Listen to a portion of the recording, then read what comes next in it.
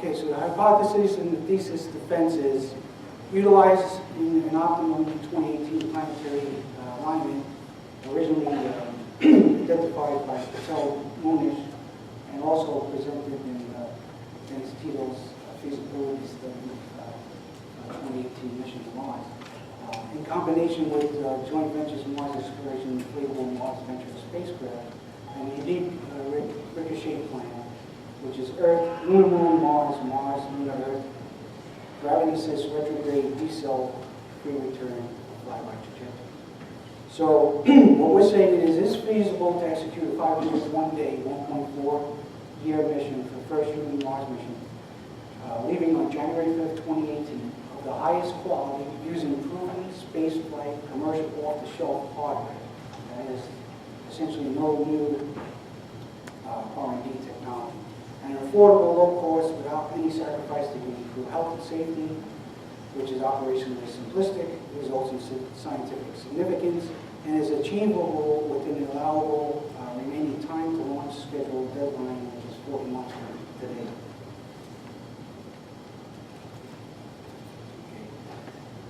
So what we did is we did analysis and cost study, which is in the paper. Hopefully everyone is ready. The cost reduction in savings primarily is in the launch vehicle and the spacecraft itself.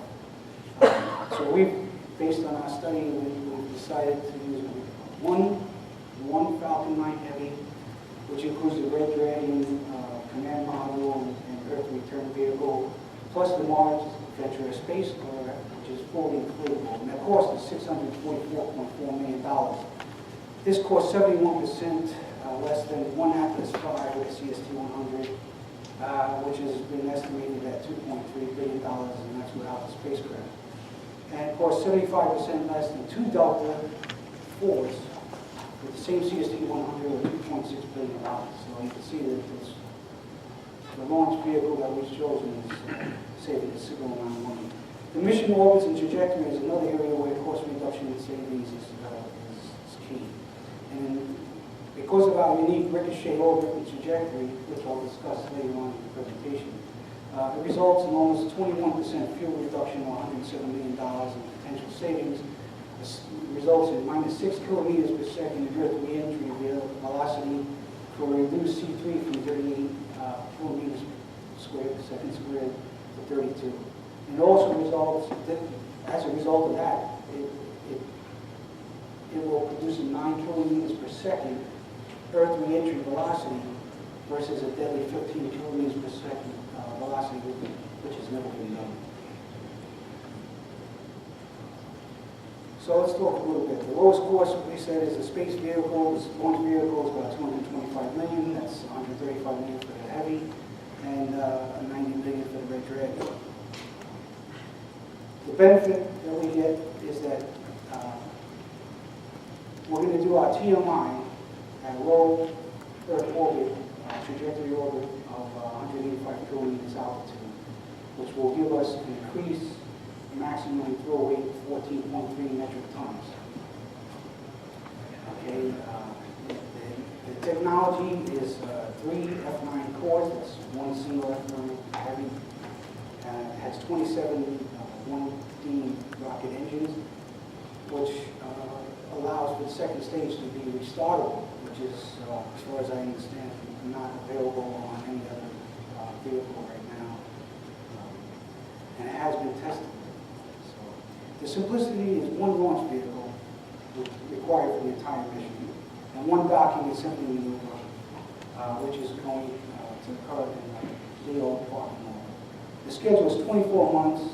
The first flight test is in 2015, and it will be available on deposit.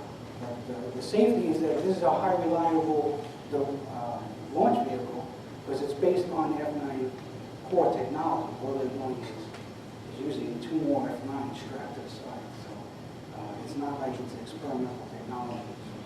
So, I don't think there's going to be any problems with the vehicle. That's what the SpaceX Falcon 9 Heavy looks like in the SpaceX Dragon capsule. By the way, the Red Dragon, Elon Musk is specifically designing so that the Red Dragon can actually land on the the Mars surface and then take off again. It hasn't, they're not at that level. They may be, at the rate he's going, he may be able to do that. So that's an added benefit to the mission. It's not part of this. Something to keep in mind.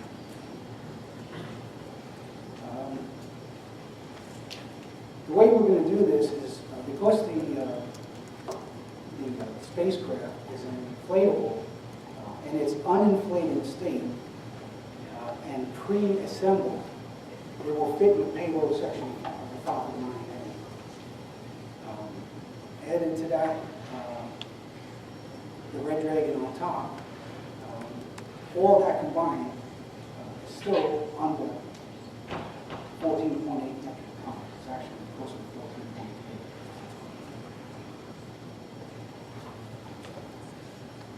And the numbers I'm giving you, by the way, is fiscal year 2014. Now let's talk about the spacecraft. This is absolutely the lowest cost you're going to get for a spacecraft. It's fully inflatable. It's $275 million, and it's based on the most advanced technology, Bigelow inflatable habitats. The design uses three structures: two Bigelow Genesis, two modules which are modified.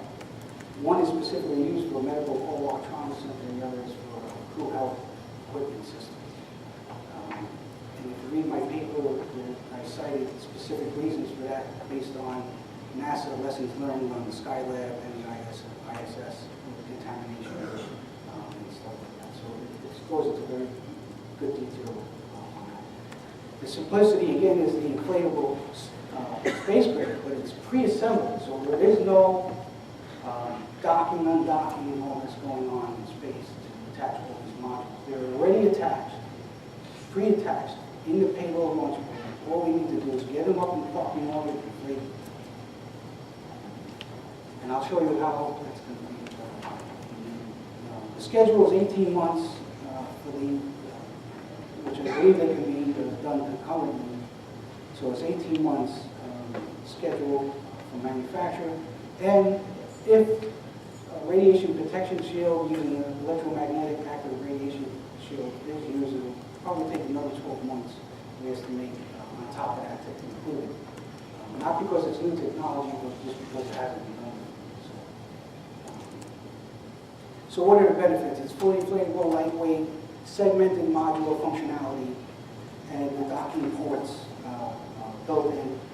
It has the closed and eco-environmental life support system, solar PV arrays. It has its own propulsion system.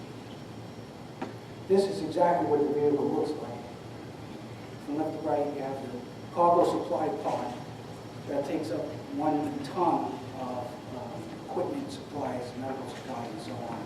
And before going to the transfer one, it's just empty. So everything that's needed for the trip will be in that module. You see, there's a Genesis 2, is the chest module, and the medical arm module, and the big, large Taurus is what they call Nautilus X. That's a NASA TAP design,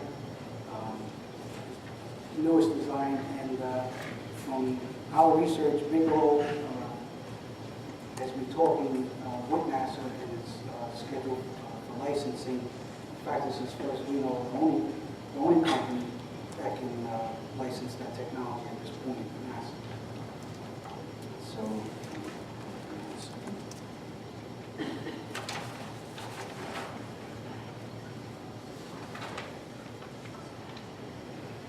Once again, you see the two Bigelow.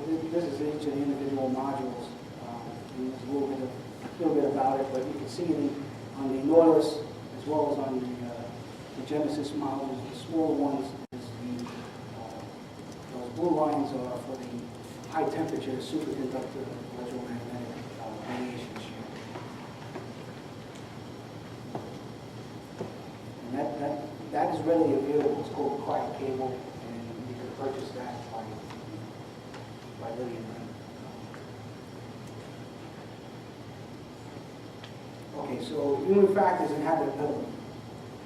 The Nautilus X, this is what are the benefits. It provides 1G centrifuge artificial gravity system with its own closed environmental life support.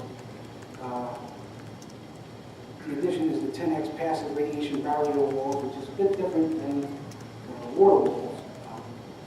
It uses a fiber reinforced composite RXF1, which is very strong, and this is aluminum. And in addition to that, aluminum, flexible, inflatable polyethylene. Again, these materials are all available, composite materials available, provided by the yard. The 100X active EM HTSC radiation protection shield, we recommend it with 10X shielding. There should be enough shielding going through the main animal belt. There should be not any concern with the astronauts being exposed to additional radiation levels. The habitat living volume 790 cubic meters. In addition is the Eco Biodome, which will include some agricultural soil, hydroponics farming, common green living areas with meditation gardens and walking paths. If you haven't read the updated version that I gave you in the packet, there are pictures in the appendix of all these things. It's pretty neat to see if you haven't seen it. And shared living volume is the galley, salon, bathroom, and the fully enclosed body hydrotherapy spa, which is available commercial. Key to this module is sleeping quarters with private and secure areas and a inflatable bed. Private comm is via telemedicine, family, clergy, whatever, via message via sending. Middle arm, again, is much smaller. It's a habitat living volume. The modified version will be 23 cubic meters. It includes a medevac, surgical critical life support system, flexi-deck portable decompression chamber system. My professor for physiology and psychology was Master Astronaut ISS Wendy Lawrence. According to her, this particular system portal has never been used on any mission on the ISS Mars. It's been done on any of the analog systems, and they have to introduce them over to her. She's going to see if they can get that put into effect. Because what this does is allows that particular person that's being exposed or suffering from decompression sickness to be put into this chamber without having to decompress the entire spacecraft, which would then put the other members at risk. There are pictures again in the copy I gave you, and actually you can find that.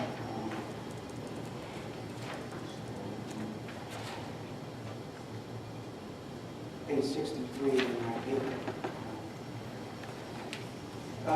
Okay, additional is the Biological Science Discovery Lab. Of course, that's on animals, plants, and all, because we want to see what the effects of zero G. That's another massive ISS type device.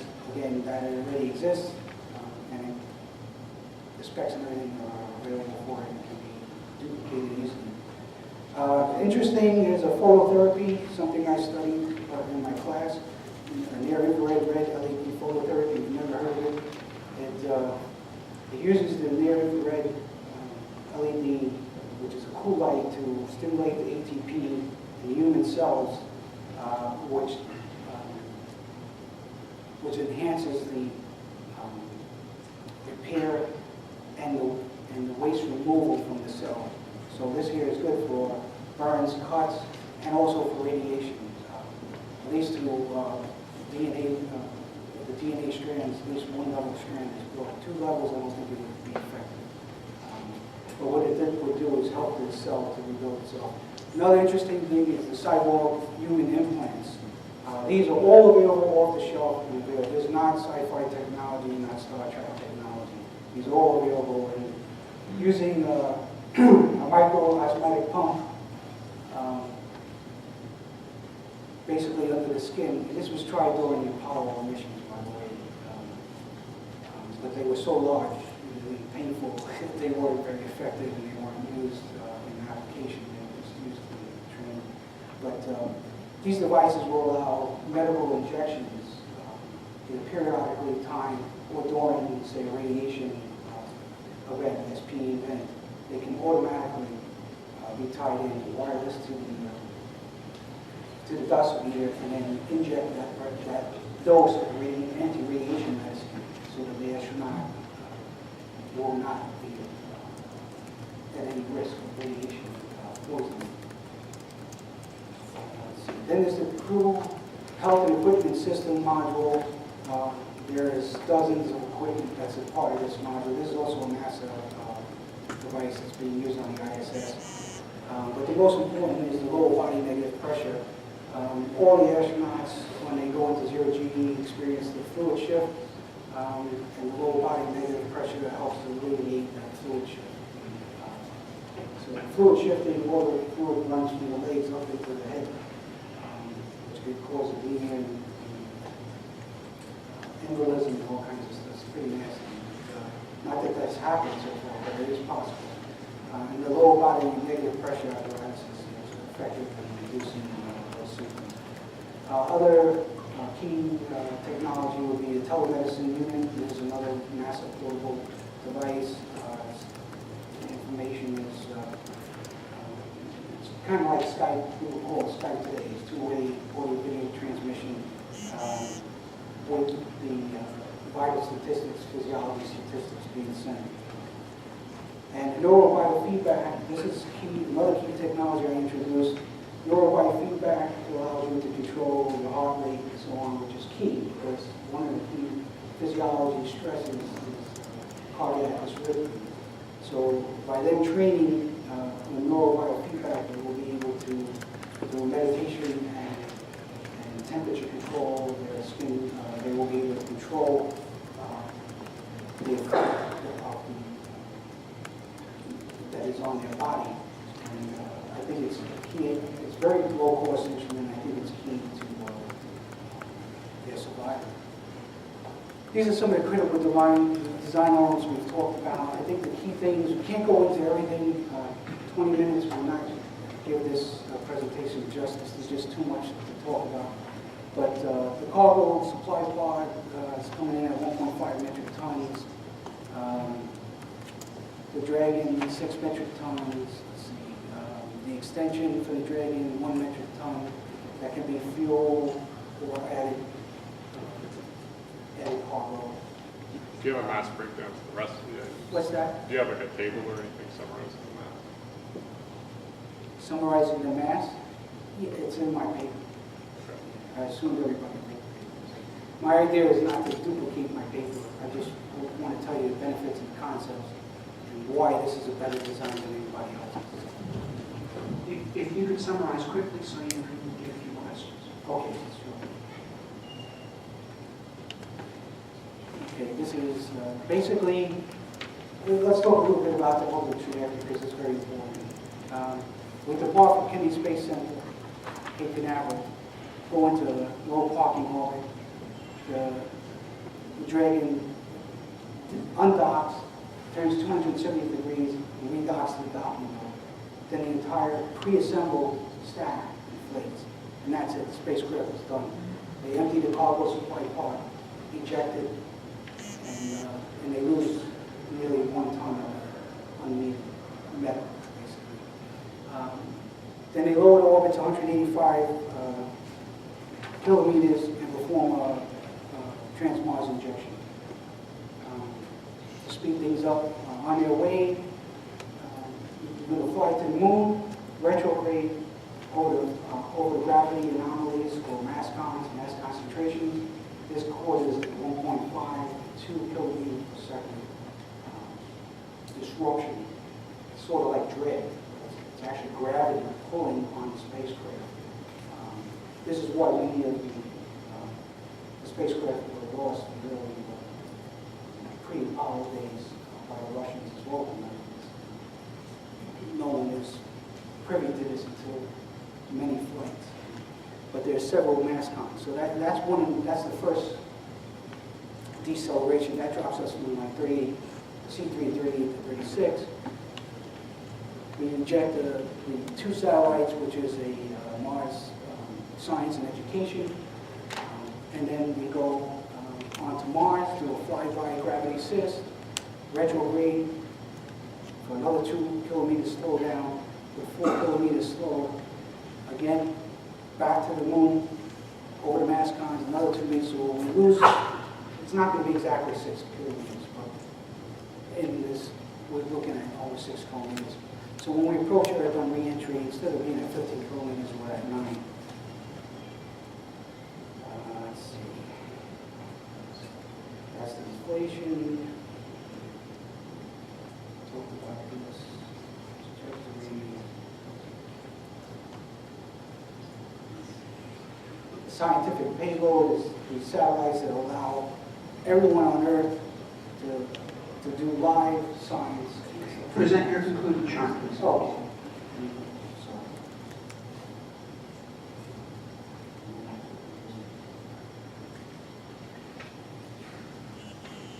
So in conclusion, basically what we're saying is we got low cost, absolutely lowest cost pricing, $644, high reliability, 71% savings over Atlas, 75% over. One launch vehicle, inflatable spacecraft, plenty of passive and active radiation shielding to protect the astronauts. I go into extreme depth in my paper on all the physiology and psychology, and then give at least 2 to 4 countermeasures for each one, including medicines, exercises, and so on. The science is flying geoarchaeological study over Sedona 1 and 2. That's just a suggestion. Other sciences can be done as well. Simplicity is one docking maneuver, one impulse burn in low Earth orbit, total weight 4.3 metric tons.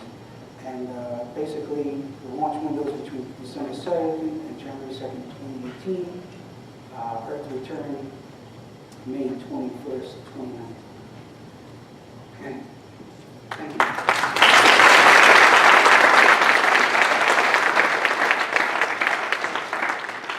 Briefly, as I understand it, you're doing lunar gravity assists both on your outbound and return Yes. flight. And it is your contention that this reduces the propulsive C3 leaving Earth from 38 to what? And the re-entry velocity from 14 to what? Okay. Let's see where this goes. So when we leave Earth, we're going at 38 kilometers, 38. So every time we do a lunar, we lose 2 kilometers, 2 kilometers per second. How did you come up with that? It's based on actually NASA documents that if you look at my paper, there are references to it. These are based on flights that they did, again, pre-Apollo, trying to land robot vehicles on the moon, and they kept crashing and nobody knew why. It's because of the gravity pull by these mass were just pulling, dragging the spaceship down. So the idea is that in addition to going retrograde against the rotation of the planet and in its trajectory in orbit around the sun, it's also going to feel the effects of the gravitational mass cons and slow the come down. Briefly, any other questions? Mark? Could you go to page 9 real quick, and I'll describe it. It's your launch. It's a picture of your launch config, Yes. and really good attempt to try to get into the one launch. And it makes sense that the inflatables would not be inflated. Yes. But I'm wondering. Is this the one you're talking about? No. Well, anyway, it was in your presentation. That's page. It was 7. I'm sorry, page 7. So where? Yes. In that configuration, though, where does the food and the water and all that exercise equipment, where does it go? That's in the cargo supply part. I don't have a point, but it's at the So top. all of that goes into that small, Yeah, over one ton of food supply. right? So did you do a volume calculation, or you did? I did some volume based on preliminary studies on nutrition, which is in my paper. I break it down by the kilograms and all. Again, there's just so much information we can't Okay, justify okay. it now, but it is in the paper. This is more of a summation of what's in the Sure, paper. no, I get it. But so you looked at that. You looked at what you thought the volume, all Yeah, that so equipment and food and you water. got to remember the water. There's several environmental life support systems, and the idea is to have onboard fuel cells, which also is byproduct is water. So there's no problem in generating water. It's more the food. Okay. Okay, thank you, that'll happen.